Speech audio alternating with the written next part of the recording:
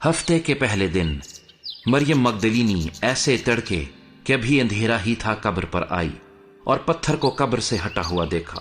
پس وہ شمعون پترس اور اس دوسرے شاگرد کے پاس جسے یسوع عزیز رکھتا تھا دوڑی ہوئی گئی اور ان سے کہا کہ خداوند کو قبر سے نکال لے گئے اور ہمیں معلوم نہیں کہ اسے کہاں رکھ دیا۔ پس پترس اور وہ دوسرا شاگرد نکل کر قبر کی طرف چلے اور دونوں ساتھ ساتھ دوڑے، مگر وہ دوسرا شاگرد پترس سے آگے بڑھ کر قبر پر پہلے پہنچا۔ اس نے جھک کر نظر کی اور سوتی کپڑے پڑے ہوئے دیکھے، مگر اندر نہ گیا۔ شمعون پترس اس کے پیچھے پیچھے پہنچا اور اس نے قبر کے اندر جا کر دیکھا کہ سوتی کپڑے پڑے ہیں اور وہ رومال جو اس کے سر سے بندھا ہوا تھا سوتی کپڑوں کے ساتھ نہیں بلکہ لپٹا ہوا ایک جگہ الگ پڑا ہے۔ اس پر دوسرا شاگرد بھی جو پہلے قبر پر آیا تھا اندر گیا اور اس نے دیکھ کر یقین کیا، کیونکہ وہ اب تک اس نوشتے کو نہ جانتے تھے جس کے مطابق اس کا مردوں میں سے جی اٹھنا ضرور تھا۔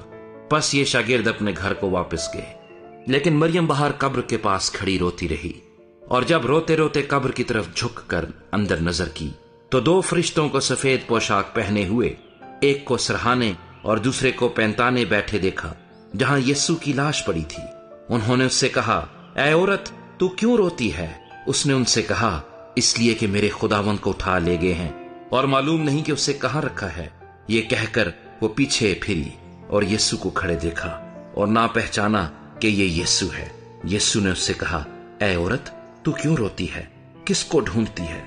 اس نے باغبان سمجھ کر اس سے کہا، میاں، اگر تو نے اس کو یہاں سے اٹھایا ہو تو مجھے بتا دے کہ اسے کہاں رکھا ہے تاکہ میں اسے لے جاؤں۔ یسوع نے اس سے کہا، مریم۔ اس نے مڑ کر اس سے عبرانی زبان میں کہا، ربونی، یعنی اے استاد۔ یسوع نے اس سے کہا، مجھے نہ چھو، کیونکہ میں اب تک باپ کے پاس اوپر نہیں گیا، لیکن میرے بھائیوں کے پاس جا کر ان سے کہہ کہ میں اپنے باپ اور تمہارے باپ اور اپنے خدا اور تمہارے خدا کے پاس اوپر جاتا ہوں۔